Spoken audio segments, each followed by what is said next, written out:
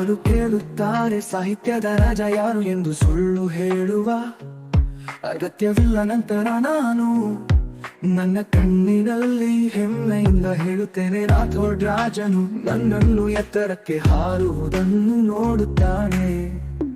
ನನ್ನಲ್ಲಿರುವ ಪ್ರತಿಭೆ ಅದು ಬಹು ನಿಜ.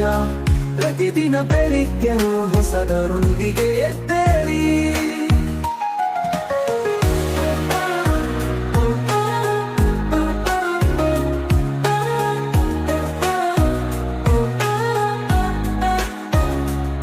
ಅವರು ನನ್ನನ್ನು ಹಿಡಿದಿಡಲು ಪ್ರಯತ್ನಿಸುತ್ತಾರೆ, ಆದರೆ ನಾನು ಬೆಂಕಿಯನ್ನು ಪಡೆದುಕೊಂಡಿದ್ದೇನೆ.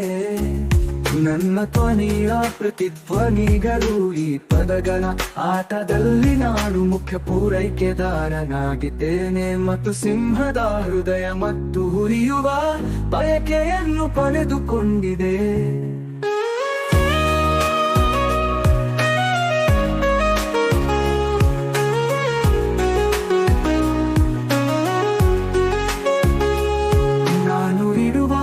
ಪ್ರತಿ ಹೆಜ್ಜೆಯು ಏರಿಳಿತಗಳ ಮೂಲಕ ಹೇಳಲು ಕಥೆಯಾಗಿದೆ. ನಾನು ಬಿದ್ದಾಗಲೂ ನಾನು ಪ್ರತಿ ಚಿಪ್ಪನ್ನು ಮುರಿದು ಮುಂದಕ್ಕೆ ತಳ್ಳುತ್ತೇನೆ. ಈ ಸಾಹಿತ್ಯ ಸಾಮ್ರಾಜ್ಯದಲ್ಲಿ ನಾನು ಕೋಟೆ.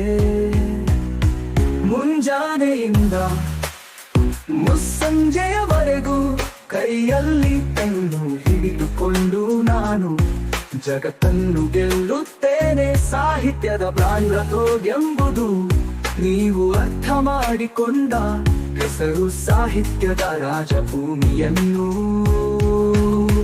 ಆಳುತ್ತಾನೆ.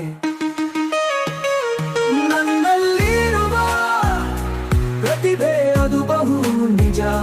ಪ್ರತಿದಿನ ಬೆಳಿಗ್ಗೆ ಹೊಸದರೊಂದಿಗೆ ಎದ್ದೆ